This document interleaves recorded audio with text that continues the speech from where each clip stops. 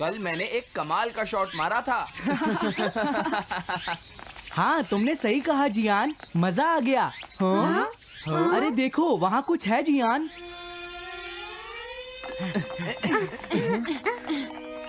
हाँ? ये क्या है? इसे खोलकर देखो। हाँ? एक कैट। लगता है इस कैट को यहाँ पर कोई छोड़ गया है। अब क्या होगा? मुझे लगता है किसी को इसे ले जाना चाहिए। हाँ?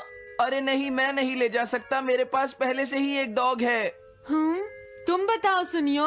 मैं भी नहीं ले जा सकता, हमारे घर में पहले से ही एक कैट है। वो एक पर्शियन कैट है नोबिता, और मेरे डैड उसे पेरिस से लेकर आए थे। समझे? और मैं भी नहीं, मेरे पास पहले से ही एक कैनरी है। तुम इसे अपने साथ क्यों नहीं ले जाते नोबिता? मैं नहीं ले जा सकता, मेरी मॉम को कैट पसंद नहीं है। हाँ? मेरी मॉम मुझे इसे घर में रखने नहीं देंगी। अब हमें क्या करना चाहिए नोबिता? हाँ?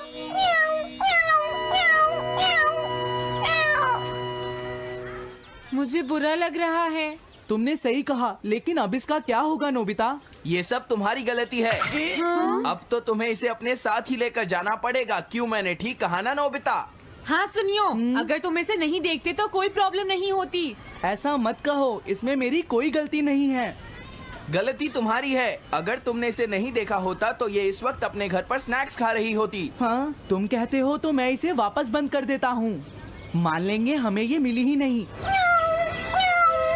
प्लीज इस तरह से मेरी तरफ मत देखो, लेकिन मुझे इस बात का पूरा यकीन है, कोई अच्छा इंसान तुम्हें जरूर ले जाएगा।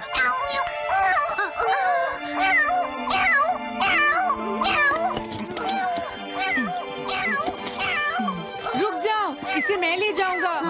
अगर तुम्हारी मॉम को ये अच्छा नहीं लगा तो? मैं इसे यहाँ नहीं छोड़ूंगा। क्या तुम सच में ये कर पाओगे नोबिता? हाँ, मैं मॉम को समझाऊंगा। थैंक यू नोबिता, तुम इसका अच्छी तरह से ख्याल रखना, ये बहुत प्यारी है। क्यों, है ना? ओके, आज से ये कैट नोबिता की है।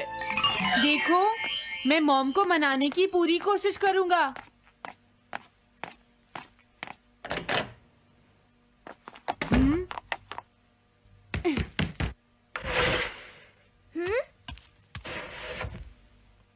अरे तुम्हारे पेट को क्या हुआ? हाँ?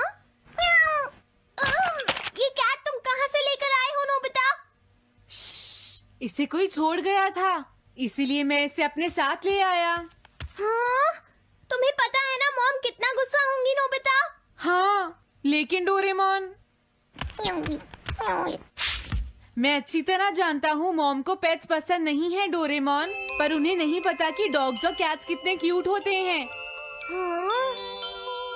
बस हमें मॉम को ये दिखाना होगा डोरेमोन कि एनिमल्स के साथ कितना मजा आता है, समझे?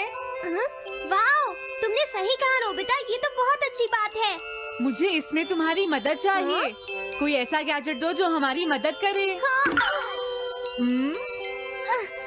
देखो, मेरे पास ऐसा कोई गैजेट नहीं है नोबिता जो तुम्हारी मदद कर सके। ऐसा मत कहो, तुम्हें कुछ करना होगा, प्लीज डोरेमोन।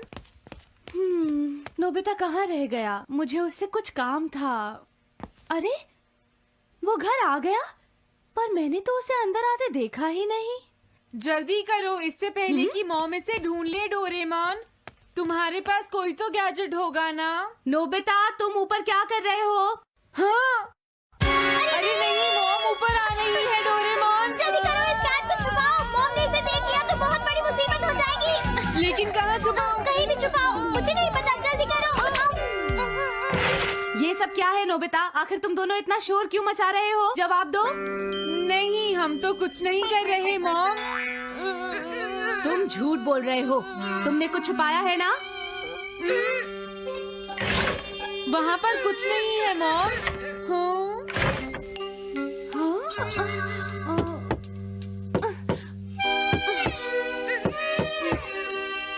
अजीब है।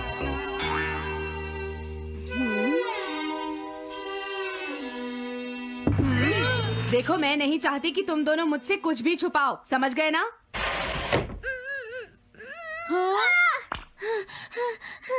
अब मैं तुम्हारी मदद नहीं करूँगा। प्रॉब्लम बड़ी है, अब क्या करें? ये तो आसान है। हमें मॉम को बस ये दिखाना है कि ये कैट कितनी स्मार्ट और यूजफुल है, समझे? ये तो बहुत अच्छा आइडिया है, पर क्या ये छोटी सी कैट वो सब कर पाएगी जो हम इसे कहेंगे? उसके लिए भी मेरे पास कुछ है। Animal reincarnation egg. वाह, ये तो एक बहुत बड़ा एग है। अगर तुम इसके अंदर जाओगे और किसी एनिमल के बारे में सोचोगे तो ये गैजेट तुम्हें उस एनिमल जैसा ही बना देगा, नोबिता, समझे? हाँ? यानी इस तरह से मैं मॉम को समझा सकता हूँ कि कैट्स कितनी यूजफुल होती हैं। हाँ, तुम सही समझे। इसमें बहुत मजा आएगा।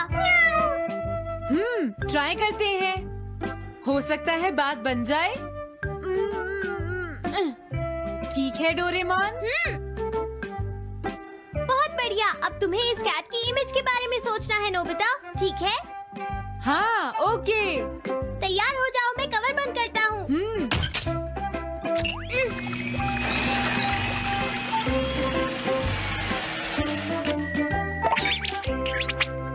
मैं कैसा दिखता हूँ? ज्यादा तो नहीं, पर हमारा काम चल जाएगा, ठीक है ना? म्याऊ। अब मैं इस असली कैट को स्टोरेज शेड में छुपा देता हूँ।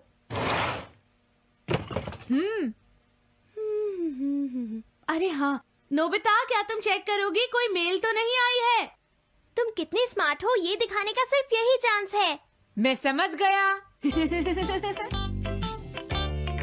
हाँ? म्याऊ। ओह, थैंक यू सो मच। तुम अंदर कैसे आई? जल्दी से बाहर निकल जाओ वरना अच्छा नहीं होगा। जरूर नोबिता ही उसे लेकर आया होगा। वो कैट कहीं भी छुपी हो, मैं उसे जरूर ढूंढ लूंगी। मुझे लगता है वो जरूर इस शेड में छुपी होगी। अब क्या होगा नोबिता? मुझे नहीं पता। देखो, मेरे पास मत आना। अरे ये तो अंदर चली गई। अभी बाहर निकालती हूँ। हाँ? जिस तरह से मॉम रिएक्ट कर रही है, मुझे नहीं लगता वो मानेंगी।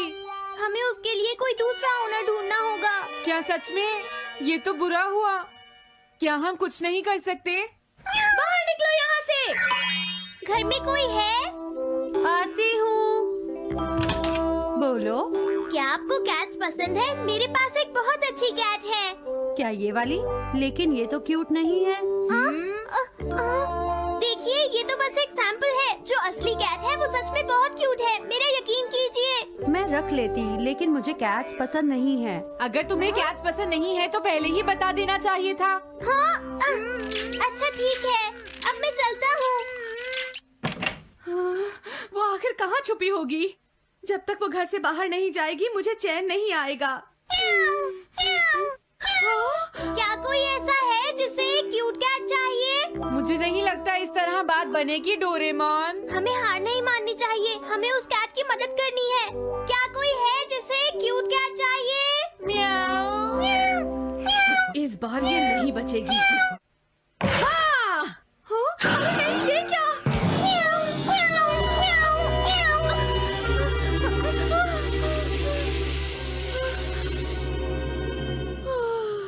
तुमने बचा लिया, नहीं तो यहाँ आग लग जाती। हाँ? मुझे तुम्हें थैंक्स कहना चाहिए। तुम तो बहुत अच्छी कैट हो। तुम्हें भूख लगी होगी, मैं तुम्हें थोड़ा दूध देती हूँ। लगता है तुम्हें बहुत भूख लगी है।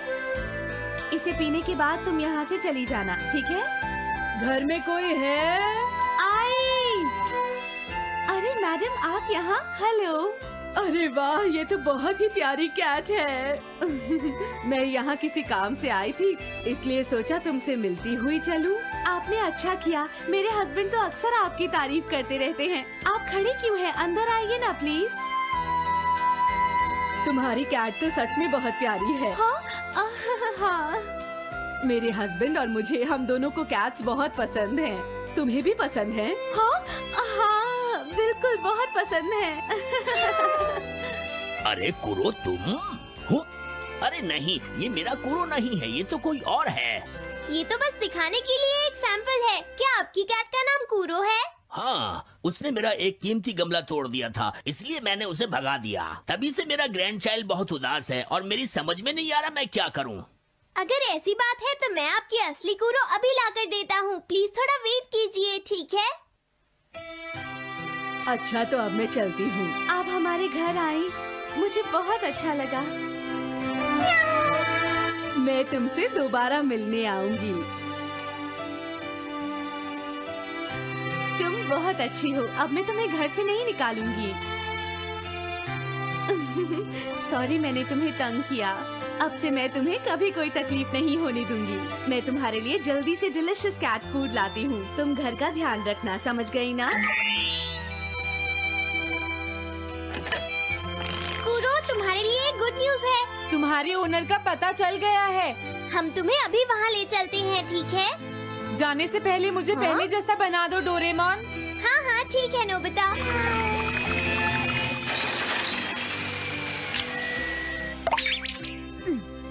तो नोबिता, अब मैं कूरो को उस ओल्ड मैन के घर ले जाता हूँ। बाय बाय कूरो। चलो, अच्छा हुआ, सब ठीक हो गया। अरे वो कैट कहाँ चली गई? हाँ? नोबिता, क्या तुमने उस कैट को कहीं देखा है? तुम कहाँ हो? हाँ? वो तो अपने ओनर के पास चली गई मॉम। हाँ? ये तुमने क्या किया? मुझे बिल्कुल अच्छा नहीं लग रहा। देखो डोरेमोन, कूरो के जाने से मॉम कितनी नाराज हैं। शायद मॉम उससे बहुत प्यार करने लगी थी। क्या करें? पता नहीं अब क्या होगा। हम कूरो को तो वापस नहीं ला सकते नोबिता। हाँ? अरे हाँ, तुम उसकी जगह क्यों नहीं ले लेते? हाँ? मुझे फिर से कैट बनना होगा। क्या तुम इतना नहीं कर सकते? देखो, ये ठीक नहीं है। वाओ, ये तो बहुत क्यूट है। हाँ, तुमने सही कहा। ये बहुत प्यारी है और मैं बहुत खुश हूँ कि ये यहाँ वापस आ गई है। पर ये नोबिता कहाँ चला गया? इतनी देर हो गई है। आज उसे वापस आने दो। हाँ? कुछ भी हो जाए, लेकिन आज मैं उसे छोड़ूंगी नहीं, डोरेमोन। हाँ, आज आप उसे बिल्कुल डिनर मत देना मॉम। नहीं हाँ? नहीं नहीं नहीं नहीं नहीं नहीं। अरे क्या हुआ? तुम इतना शोर क्यों मचा रही हो? देखो, अब मैं तुम्हारे लिए कुछ नहीं कर सकता। इस बार टाइगर मास्क में क्या होगा? अगर तुम आगे बढ़े तो ये बच्चा नहीं बचेगा। डरपोक, ये लो। और तभी अलार्म बजता है। हाँ? क्या तुम्हें लगता है तुम यहाँ से भाग सकते हो टाइगर?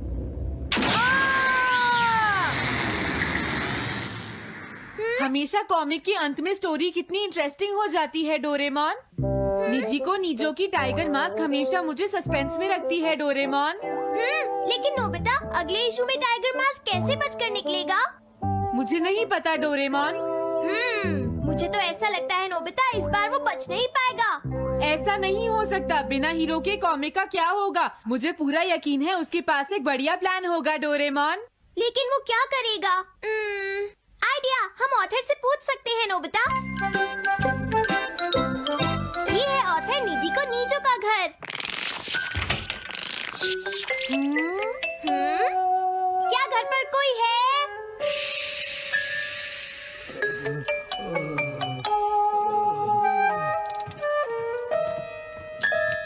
वो अंदर होंगे। एक मिनट रुको, तुम कहाँ से आए हो? हाँ? तुम्हारा नंबर बाद में आएगा। अभी वो हमारे प्रोजेक्ट टाइगर मास्क पर काम कर रहे हैं। ये तो अच्छी बात है। हम ये पूछने आए हैं कि इस इशू में क्या होगा। क्या आप बता सकते हैं? मुझे क्या पता क्या होगा। सर, क्या हमारा काम पूरा हो गया? नहीं, मेरे दिमाग में कोई आइडिया नहीं आ रहा। अभी तक नहीं हुआ। देखो, मुझे अभी तक ये क्लू नहीं मिला है कि टाइगर मास्क किस तरह से बचकर भागेगा। ये आप क्या कह रहे हैं सर? अगर आप लिखेंगे नहीं तो हम कॉमिक्स में क्या छापेंगे? ये सब तुम्हारी वजह से हुआ है। मैंने तो पहले ही कहा था कि मैं इतनी जल्दी नहीं लिख सकता। देखिए, ये ठीक नहीं है। आप अपनी गलती को दूसरों पर नहीं डाल सकते। लगता है उन्हें पता ही नहीं है कि आगे क्या होगा। अब तो मेरी ये जानने की इच्छा और बढ़ गई है डोरेमोन कि आगे क्या होने वाला है। तुमने सही कहा नोबिता। अब क्या करें? हाँ, समझ गया। चाहिए था। लेकिन किस बारे में डोरेमोन? हम अगले महीने में जाने के लिए टाइम मशीन का इस्तेमाल करेंगे। तुम्हारा आइडिया तो बहुत अच्छा है डोरेमोन।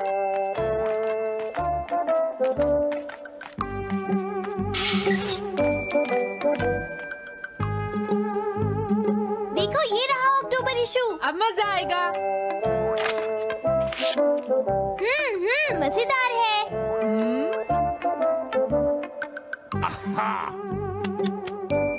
मुझे परेशान मत करो। क्या बात है? स्टोर में खड़े होकर पढ़ना मना है, भाग जाओ। हमने तो सिर्फ आधी कॉमिक पढ़ी डोरेमोन। देखो नोबिता, मुझे तो इस बात की खुशी है कि हम कम से कम आधी कॉमिक तो पढ़ पाए। अब सिर्फ हमें ही अगले इशू की आधी स्टोरी पता है डोरेमोन। तुम्हें क्या लगता है सुनियो, इस बार टाइगर मास्क में क्या होने वाला है? पता नहीं क्या होगा जियान, मैं कुछ नहीं कह सकता। मैं भी अगले इशू का इंतजार कर रही हूँ, पता नहीं क्या होगा। दोस्तों, क्या तुम जानना चाहते हो टाइगर मास्क में क्या होगा? हाँ बिल्कुल जानना चाहते हैं नोबिता। चुप हो जाओ नोबिता, सबको इसके बारे में बताना ठीक नहीं होगा। Okay okay okay. मैं बताता हूँ अगले इशू में क्या होने वाला है। क्या तुम यकीन से ये बात कह रहे हो नोबिता? हाँ बिल्कुल जियान। तो जल्दी से हमें बताओ नोबिता। जल्दी बताओ नोबिता, टाइगर मास्क के साथ क्या होने वाला है? अब इतनी रिक्वेस्ट कर रहे हो तो मैं बता देता हूँ। याद रखना, तुमने सिर्फ आधी कॉमिक पढ़ी है नोबिता। अगर जियान नाराज हुआ तो मैं कुछ नहीं करूँगा।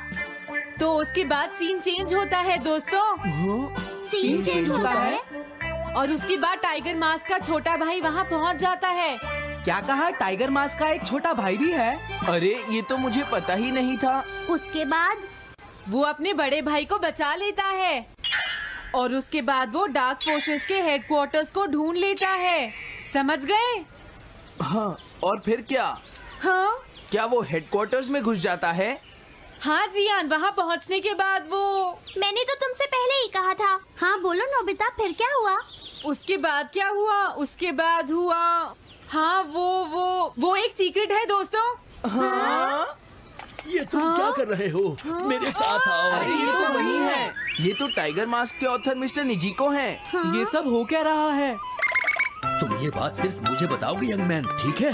अब जल्दी से बताओ उसके बाद क्या हुआ। लेकिन देखो, तुम ही हो जिस पर मैं भरोसा कर सकता हूँ। प्लीज बताओ। मुझे सच में नहीं पता आगे क्या हुआ। देखो, हाँ? ऐसा मत कहो। मैं सच कह रहा हूँ, मुझे नहीं पता। रुक जाओ, तुमने मुझे आधी कहानी बताई है, ये ठीक नहीं है। रुक जाओ। तुमने खुद ही तो ये कॉमिक्स लिखी है, तुम्हें पता होना चाहिए आगे क्या होगा। मुझे जाने रुक दो। जाओ। मैं तुमसे इसलिए पूछ रहा हूँ क्योंकि मैंने अभी तक इसे नहीं लिखा है। प्लीज बताओ ना। मिस्टर निजिको, प्लीज अपने आप को संभालिए। सर, हाँ? आप अचानक इस तरह कहाँ गायब हो गए थे? मैं बस यूं ही थोड़ी देर घूमने के लिए आया था। आप जल्दी नहीं करेंगे तो हम प्रिंटिंग टाइम से नहीं कर पाएंगे। देखा तुमने, अगर तुम मुझे नहीं बताओगे तो मैं इसे टाइम से नहीं लिख पाऊंगा। देखिए, बात ये है कि मैंने अभी तक सिर्फ आधी कॉमिक पढ़ी है। क्या आधी कॉमिक पढ़ी है? मेरे पास 350 रुपए होते तो मैं उसे खरीद लेता। तुम भी उस कॉमिक को पढ़ना चाहते हो ना डोरेमोन? हाँ वो तो है। मैं समझ गया, 350 रुपए से तुम्हारा काम बन जाएगा। मैं भी आता हूँ।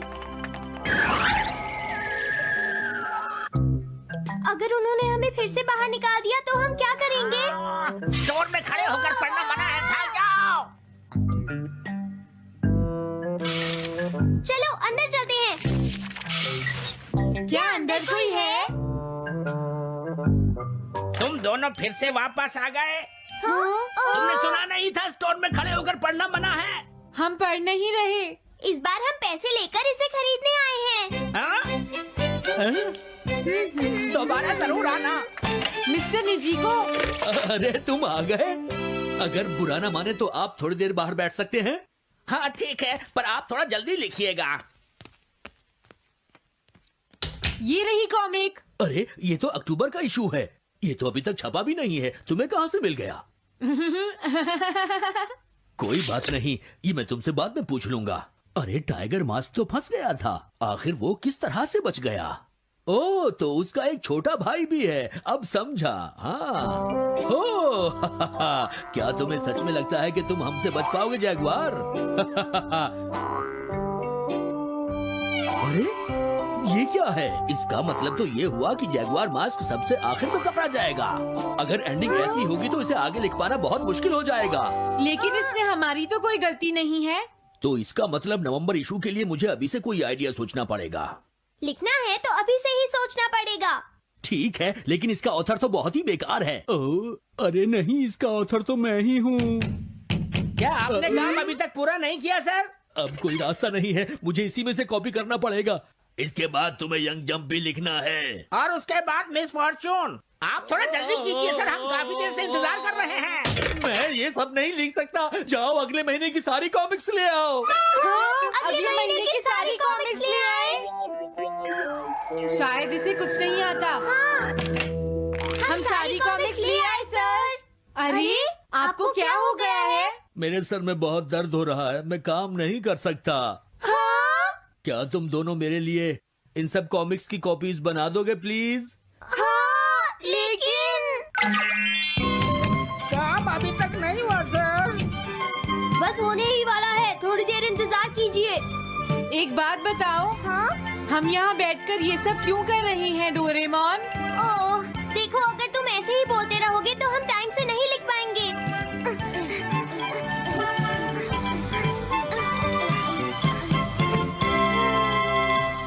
हेलो दोस्तों, स्वागत है हमारी नई वीडियो में। मैं हूं आपका दोस्त और आज हम बात करेंगे डोरेमोन की कुछ ऐसी मिस्ट्रीज के बारे में जो आपके दिमाग को हिला देंगी। डोरेमोन, वो नीला रोबोटिक कैट, हम सबका फेवरेट है। नोबिता को अपने जादुई गैजेट से बचाने वाला ये कैट अपने साथ कई अनसुलझे सवाल लाता है। तो अपने डिटेक्टिव ग्लासेस तैयार रखो और चलो खोजते हैं डोरेमोन की मिस्ट्री पार्ट 10 का राज। आज हम 5 ऐसी मिस्ट्रीज की बात करेंगे जो डोरेमोन की दुनिया को और भी रहस्यमयी बनाती हैं। हर मिस्ट्री में है ट्विस्ट, ड्रामा और ढेर सारे सवाल जो आपको रात भर सोचने पर मजबूर कर देंगे। तो बिना टाइम वेस्ट किए चलो शुरू करते हैं। पहली मिस्ट्री, डोरेमोन का टाइम ट्रैवल लॉग कहाँ है? डोरेमोन और नोबिता ने टाइम मशीन से ढेर सारी टाइम ट्रिप्स की हैं। पास्ट में डायनासोर देखने से लेकर फ्यूचर में शिवाशी से मिलने तक।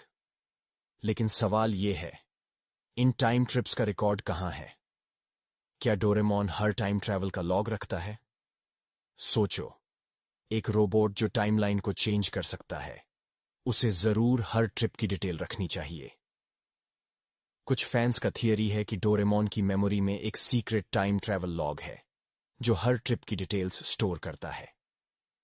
क्या ये लॉग फ्यूचर की किसी अथॉरिटी को भेजा जाता है? एक एपिसोड में डोरेमोन ने नोबिता को टाइम मशीन यूज करने से मना किया था क्योंकि टाइमलाइन डेंजरस हो सकती है। क्या डोरेमोन को हर ट्रिप की परमिशन लेनी पड़ती है? और एक ट्विस्ट, क्या अगर टाइम ट्रैवल लॉग में कोई गलत एंट्री हो जो टाइमलाइन को मेस कर दे? जैसे अगर नोबिता ने पास्ट में कुछ चेंज किया और डोरेमोन ने उसे रिकॉर्ड नहीं किया, क्या फ्यूचर में कोई टाइम पुलिस है जो इस लॉग को चेक करती है? अगर हां, तो क्या डोरेमोन कभी उनके रडार पर आ चुका है? सोचो, अगर डोरेमोन का लॉग हैक हो जाए। ये मिस्ट्री तो टाइम मशीन जितनी ही कॉम्प्लिकेटेड है। दूसरी मिस्ट्री, शिजुका की फ्यूचर मेमोरी। शिजुका, डोरेमोन की सबसे स्मार्ट और काइंड कैरेक्टर। वो हमेशा सही डिसीजंस लेती है और मुसीबत में भी कूल रहती है। लेकिन सवाल यह है, क्या शिजुका को फ्यूचर की कोई मेमोरी है? क्या वो पहले से जानती है कि नोबिता उसका फ्यूचर हस्बैंड है? सोचो, मंगा में बताया गया कि शिजुका फ्यूचर में नोबिता से शादी करती है, लेकिन कुछ एपिसोड्स में शिजुका नोबिता की बेवकूफी पर भी उसे सपोर्ट करती है, जैसे उसे उसका फ्यूचर पता हो। क्या अगर शिजुका को फ्यूचर से कोई मैसेज मिला है? एक एपिसोड में शिजुका ने एक अजीब डायरी में कुछ लिखा था जो बाद में गायब हो गई। क्या वो डायरी फ्यूचर की मेमोरीज का रिकॉर्ड थी? फैंस का थियरी है कि शिजुका की स्मार्टनेस सिर्फ नेचुरल नहीं है। क्या शिवाशी ने शिजुका को फ्यूचर की कुछ इंफॉर्मेशन दी है ताकि वो नोबिता को गाइड कर सके? और ट्विस्ट ये, क्या शिजुका जानबूझकर कुछ सीक्रेट्स छुपाती है ताकि टाइमलाइन सेफ रहे? सोचो, अगर शिजुका असल में टाइमलाइन की गार्डियन हो। ये मिस्ट्री शिजुका की स्माइल जितनी ही चार्मिंग है। तीसरी मिस्ट्री, डोरेमोन के बैकअप का सीक्रेट। डोरेमोन एक हाईटेक रोबोट है और हर रोबोट का बैकअप होता है, लेकिन सवाल यह है, डोरेमोन का बैकअप कहां है? क्या फ्यूचर में उसका डेटा सेव है या कोई दूसरा डोरेमोन तैयार है? सोचो, अगर डोरेमोन को कुछ हो जाए तो नोबिता का क्या होगा? मंगा में बताया गया कि डोरेमोन को एक फैक्ट्री में बनाया गया था। क्या अगर फ्यूचर में डोरेमोन का बैकअप क्लोन है जो एक्टिवेट होने का वेट कर रहा है? एक एपिसोड में डोरेमोन की मेमोरी क्रैश हो गई थी और उसे फ्यूचर में रिपेयर के लिए जाना पड़ा था। क्या उस दौरान कोई बैकअप डोरेमोन ने उसकी जगह ली थी? फैंस का थियरी है कि डोरेमोन का बैकअप फ्यूचर के किसी सीक्रेट सर्वर में स्टोर है। क्या शिवाशी के पास डोरेमोन की मेमोरी का फुल कंट्रोल है? और एक और सवाल, क्या अगर बैकअप डोरेमोन में कोई गलत प्रोग्रामिंग हो जो उसे विलन बना दे? सोचो, अगर एक दिन नोबिता को 2 डोरेमोन मिल जाए। ये मिस्ट्री तो डोरेमोन की टेक्नोलॉजी जितनी ही एडवांस है। चौथी मिस्ट्री, नोबिता की लाइफ में विलन कौन है? नोबिता की लाइफ में हमेशा कुछ ना कुछ गड़बड़ होती है। ज्ञान और सुनियो उसे चिढ़ाते हैं, स्कूल में डांट पड़ती है और गैजेट्स मिसयूज हो जाते हैं। लेकिन सवाल यह है, क्या नोबिता की लाइफ में कोई सीक्रेट विलन है? क्या कोई फ्यूचर से उसकी लाइफ को मेस कर रहा है? सोचो, नोबिता का लक इतना खराब क्यों है? कुछ फैंस का मानना है कि फ्यूचर में कोई है जो नहीं चाहता कि नोबिता सक्सेसफुल हो। क्या अगर शिवाशी का कोई राइवल है जो टाइमलाइन चेंज करना चाहता है? एक एपिसोड में नोबिता को एक अजीब गैजेट मिला था जो डोरेमोन की पॉकेट से नहीं था। क्या वो गैजेट किसी विलेन ने भेजा था? और ट्विस्ट ये, क्या अगर विलेन कोई इंसान नहीं बल्कि फ्यूचर की कोई टेक्नोलॉजी है, जैसे आर्टिफिशियल इंटेलिजेंस? क्या कोई एआई नोबिता की लाइफ को टेस्ट कर रहा है ताकि फ्यूचर की हिस्ट्री चेंज हो? सोचो, अगर डोरेमोन और नोबिता को एक दिन इस विलेन से लड़ना पड़े। ये मिस्ट्री नोबिता की मुसीबतों जितनी ही डीप है। पांचवीं मिस्ट्री, डोरेमोन की पॉकेट का बैकडोर। डोरेमोन की 4D पॉकेट हर बार नया गैजेट देती है, लेकिन सवाल यह है, क्या पॉकेट में कोई बैकडोर है? क्या कोई और इस पॉकेट को एक्सेस कर सकता है? सोचो, एक पॉकेट जो टाइम और स्पेस को डिफाई करती है। कुछ फैंस का थियरी है कि पॉकेट में एक हिडन बैकडोर है जो फ्यूचर की किसी अथॉरिटी को एक्सेस देता है। क्या अगर शिवाशी या कोई और पॉकेट में गैजेट्स डाल सकता है? एक एपिसोड में डोरेमोन को एक गैजेट मिला जो उसने पहले कभी नहीं देखा था। क्या वो गैजेट किसी और ने पॉकेट में डाला था? और एक और सवाल, क्या अगर पॉकेट को हैक किया जा सकता है? क्या कोई विलन डोरेमोन की पॉकेट से डेंजरस गैजेट्स निकाल सकता है? सोचो, अगर पॉकेट का बैकडोर फ्यूचर के किसी सीक्रेट प्रोजेक्ट से जुड़ा हो। क्या डोरेमोन की पॉकेट असल में टाइमलाइन को कंट्रोल करने का टूल है? ये मिस्ट्री पॉकेट जितनी ही मैजिकल है। तो दोस्तों, ये थी डोरेमोन की 5 नई mysteries. Time travel log, Shizuka की फ्यूचर में। The smartest way to deal with toxic people always begins with recognition. If you don't see the pattern, you'll keep falling into it. And here's the truth. Most people don't like to admit toxic people don't just walk into your life wearing a sign that says, I'm toxic. They show up as friends, family members, coworkers, sometimes even as people you thought you could trust the most. At first, it doesn't always look obvious.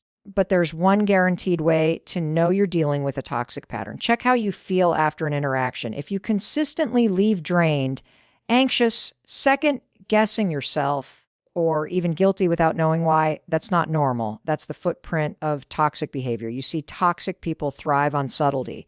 It's not always the big blow-ups. In fact, most of the time, it's the small digs, the passive-aggressive comments, the guilt trips that seem harmless in the moment but eat away at you over time.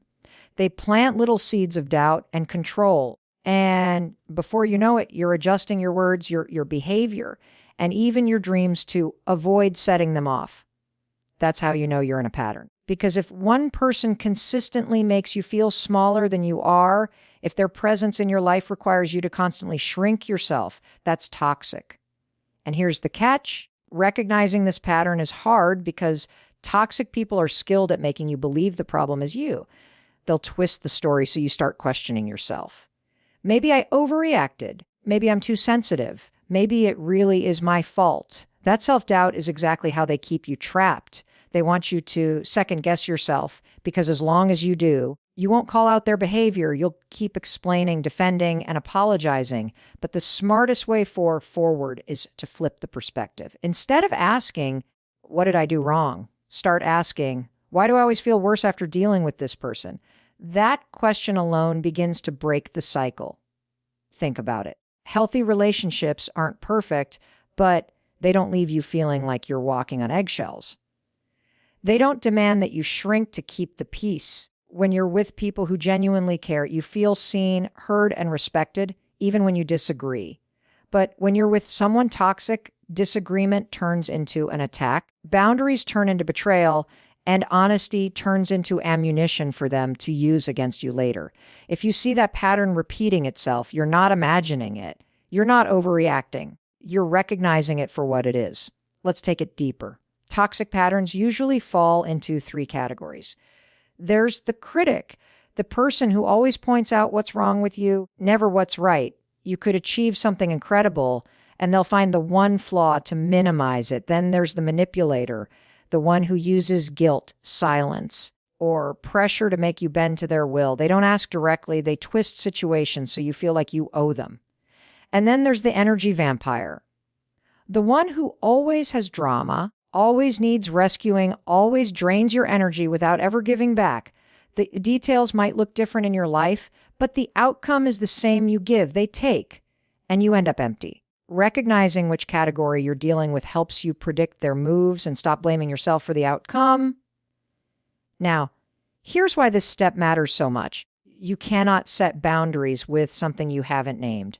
You cannot detach from something you refuse to see. Recognition is power because when you see the pattern clearly, you stop personalizing it. You stop thinking, I'm not enough, and you start understanding this is their behavior, not my worth. And the moment you make that shift, the hold they have over you weakens. Sometimes recognition comes from silence. Pay attention to your body. Notice the tension in your shoulders when their name pops up on your phone. Notice the pit in your stomach before you meet them. That physical reaction is your body waving a red flag before your brain even catches up. That's not just stress. That's your intuition screaming, this isn't safe. And instead of ignoring it, you need to lean into it because your body doesn't lie. Recognition also means noticing the cycle of highs and lows. Toxic people often create chaos, then swoop in with affection or attention to make you forget the damage. It's like they knock you down, then offer you a hand to stand back up, making you grateful for the very person who caused the pain. That's not care. That's control. And until you call it out for what it is, you'll stay hooked on the crumbs of kindness that keep you tied to the abuse. This is why recognizing the pattern is the first and smartest step.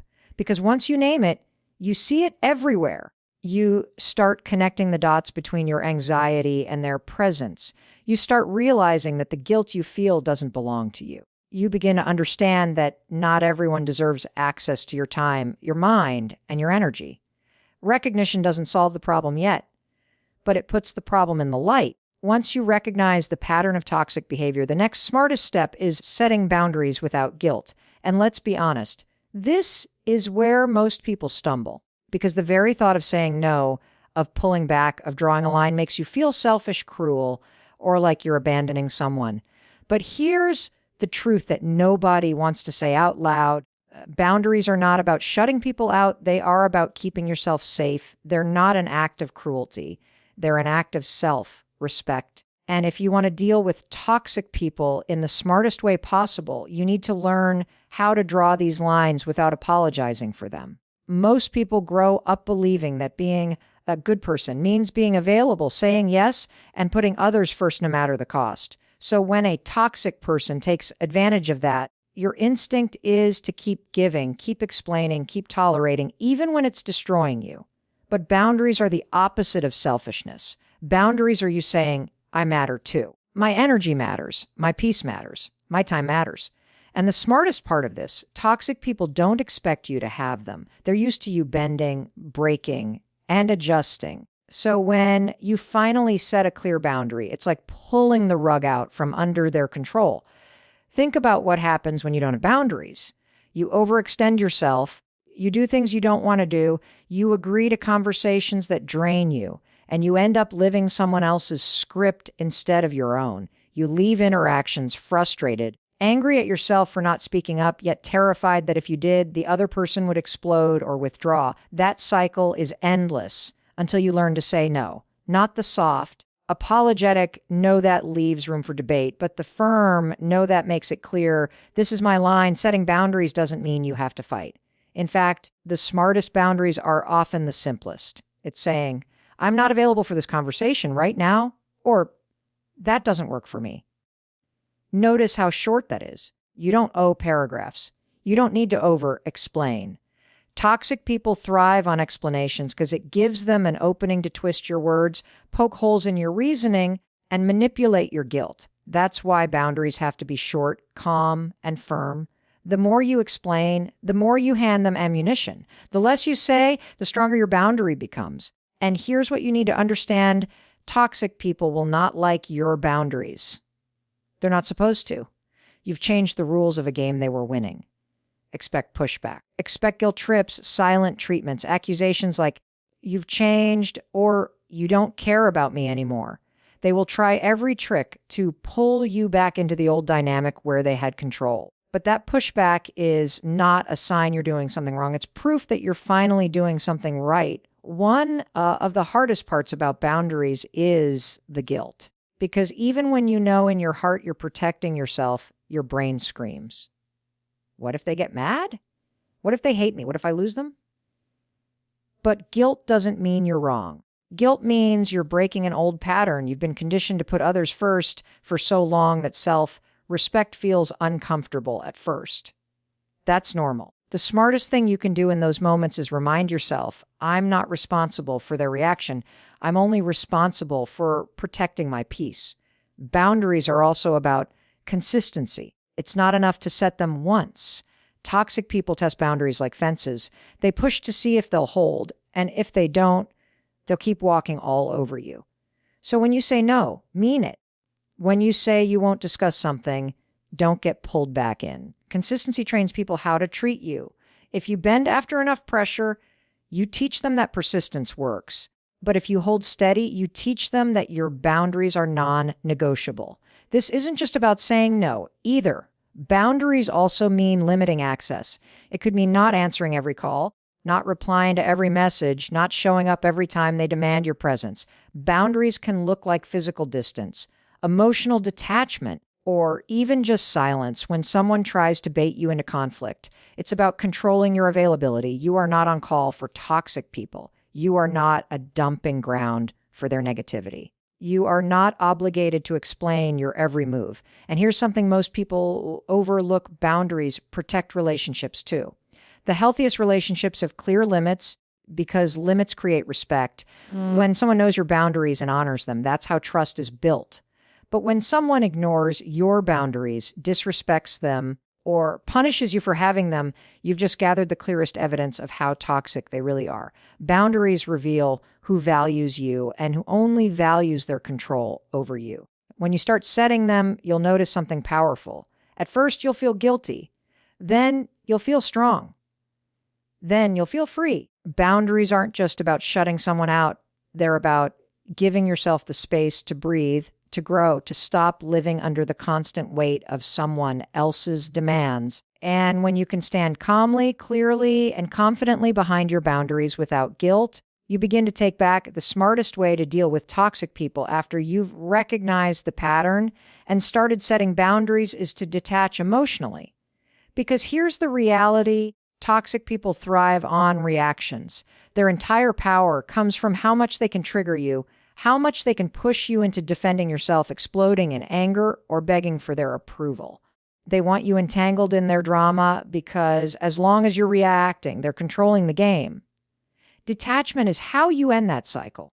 Detaching emotionally doesn't mean you stop caring as a human being. It doesn't mean you turn cold or robotic. What it does mean is that you stop letting toxic people pull the strings on your emotions. You stop giving them the fuel they feed on, because every time you argue with them, every time you try to prove your point, every time you try to convince them to see reason, you're handing them energy, attention, and validation. And that's exactly what they want. Here's the thing: toxic people don't argue to solve problems. They argue to win. They don't criticize to help you grow. They criticize to make you feel small. They don't guilt trip you because they care. They do it to manipulate your actions. So when you get emotional in response, you've already lost. You've stepped into the arena they control. The smartest response isn't to fight harder. It's to stop playing. Detachment is refusing to hand them the reaction they're baiting you for. This can look like silence. It can look like a calm, neutral, okay. It can look like walking away from the conversation altogether. The point is that you stay in control of your own state instead of letting them hijack it. When someone is toxic, they want you to blow up so they can call you crazy. They want you to cry so they can feel powerful. They want you to over-explain so they can twist your words. But if you don't rise to the bait, if you stay calm and grounded, they lose their grip. They can throw the fire, but you don't have to burn with it. Of course, this isn't easy. Detachment takes practice because toxic people often know your weak spots. They know which buttons to push. Maybe it's bringing up your past mistakes. Maybe it's questioning your character. Maybe it's withholding affection when you don't fall in line. And because you care, because you want peace, you're tempted to engage. You want to defend yourself. You want to prove them wrong. You want them to finally understand. But here's the hard truth: they're not interested in understanding. They're interested in control. So when you let go of the need to be understood by someone who is committed to misunderstanding you, you take away their biggest weapon. Detachment is also about shifting your perspective. Instead of seeing their attacks as proof that you're not enough, you begin to see them as evidence of their own dysfunction. A toxic person's behavior says everything about them and nothing about your worth. When they insult you, criticize you, or belittle you, it's a reflection of their insecurity, their fear, their need for dominance. The smarter you get at seeing that, the less their words sting. It's like hearing someone yell nonsense in a language you don't even understand. It loses its power over you. Another part of detachment is learning to control your nervous system in the moment. Toxic people are masters at creating urgency, drama, and chaos. They push you into fight or flight mode so you'll react without thinking. That's why you feel your heart race, your hands shake, your voice rise. The smarter move is to pause, breathe deeply, slow down your response. The calmer you are, the harder it is for them to hook you. Calmness isn't weakness. Calmness is control. Calmness is the smartest shield you have because it leaves them with nothing to grab onto. Sometimes detachment means physical distance, but often it's about emotional space, even when you can't avoid the person entirely. Maybe it's a family member you still have to see, a coworker you still have to deal with, or someone you can't cut off overnight. In those cases, detachment looks like interacting at the surface level. Keep conversations short. Keep your tone neutral. Don't share your vulnerabilities or your dreams with someone who weaponizes them. You become like a closed door. They can knock, they can push, but they can't get inside. And here's something powerful: when you detach emotionally, you start to notice how much lighter you feel. Because the weight of toxic relationships isn't just what they say or do. It's the emotional baggage you carry after every encounter, the overthinking, the replaying conversations in your head, the anger that lingers for hours. Detachment cuts that cord. You stop taking them home with you. You stop letting their words echo in your mind. You stop wasting energy on trying to make sense of nonsense. Detachment is not avoidance. It's presence without attachment. It's looking a toxic person in the eye and saying to yourself, I see you, I hear you, but I will not let you dictate how I feel inside. It's reminding yourself that you are not responsible for fixing them. You are not responsible for soothing them. And you are not responsible for carrying the emotional chaos they create. You're responsible for protecting your own inner world. When you master detachment, you change the dynamic completely. Toxic people lose interest when they can't get a rise out of you. They move on to find someone else to feed off because you're calm, your silence, your refusal to engage becomes unshakable. And the smartest thing about this, you don't even have to announce it. You don't have to prove it. You simply practice it over and over until it becomes second nature. Once you've recognized the pattern of toxic behavior, set boundaries without guilt, and learn to detach emotionally, the next smartest step is to protect your energy and focus forward. Because here's the truth: energy is the most valuable currency you have. It fuels your thoughts, your decisions, your growth, your dreams. And toxic people are like thieves who specialize in stealing it. They don't just take your time, they take your focus, your peace of mind, your sense of self. Protecting your energy is how you stop handing it away to people who haven't earned the right to have it. Think about how much time and energy you've wasted replaying arguments in your head, writing texts you'll never send, or coming up with the perfect comeback hours later. That's energy you could have poured into your goals, your passions, or the people who actually support you. But when a toxic person has access to your mental space, they take up residence like an unpaid tenant. Protecting your energy means evicting them from your mind, refusing to let them live rent-free in your head, and reclaiming your power to choose where your attention goes. This doesn't mean you'll never think about them again. It means that when their behavior pops up in your life, you choose not to spiral. You redirect your focus. You remind yourself that every minute spent obsessing over someone toxic is a minute stolen from building the life you actually want. Protecting your energy is an act of discipline. It's catching yourself in the loop of frustration and saying, no, I'm not giving this any more of me. The smartest way to do this is to create environments that support your peace instead of draining it. That could mean physical environments, your home, your workspace, your routines. Surround yourself with things that calm you, that motivate you, that remind you who you are outside of that toxic relationship. But it also means social environments. Pay attention to who you spend time with. Are they fueling you or are they emptying you? Do they inspire you or do they make you question yourself? Protecting your energy sometimes requires making the hard choice to limit contact, to walk away, or even to end connections that are costing you too much. It's not just about cutting people off. It's about filling yourself up. When you focus forward, you shift from reacting to toxic people to investing in yourself. That means putting your energy where it multiplies into your growth, into healthy relationships, into opportunities that light you up. Toxic people want you stuck in the past, replaying their words, reacting to their chaos. Focusing forward is the smartest rebellion. It's refusing to stay in the cycle and choosing to build something better instead. Sometimes protecting your energy is quiet. It's turning off notifications so you're not pulled into someone else's drama every time your phone buzzes. It's choosing not to answer every call. It's giving yourself permission to ignore a message until you're in the right state to deal with it, or maybe not deal with it at all. Silence is not weakness. Silence is a boundary. Silence is you saying, my energy is too important to waste on this right now.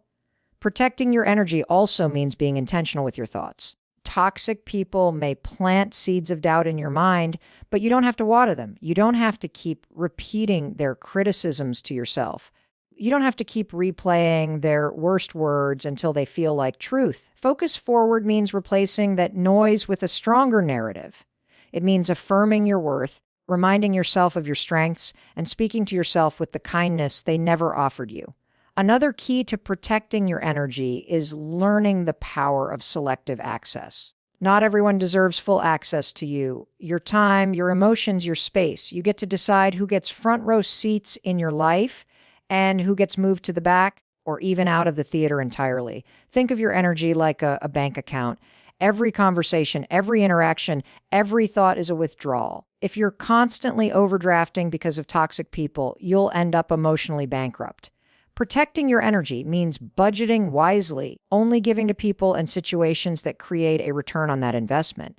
Focusing forward also requires vision. When you know where you're going, toxic people lose their grip. Their distractions, their manipulations, their drama don't hit the same because you've got something bigger pulling you forward. Goals, dreams, and passions act like a compass. They remind you of the direction you're headed so you don't get stuck looking backward. When you're locked in on growth, you stop feeding the negativity and start building momentum toward the life you want. You'll notice that when you protect your energy, your standards rise. You stop tolerating conversations that drain you. You stop chasing people who don't respect you. You stop explaining yourself to those who are committed to misunderstanding you. And as your standards rise, your circle shifts. The more you focus forward, the more you attract people who are aligned with that growth, people who add to your energy instead of subtracting from it. Protecting your energy isn't just about defense. It's about offense too. It's actively choosing joy, peace, and growth over chaos, guilt, and control. It's waking up and deciding today, I'm putting my energy into something that builds me, not something that breaks me. It's focusing forward on what you can create instead of being trapped by what someone else is destroying.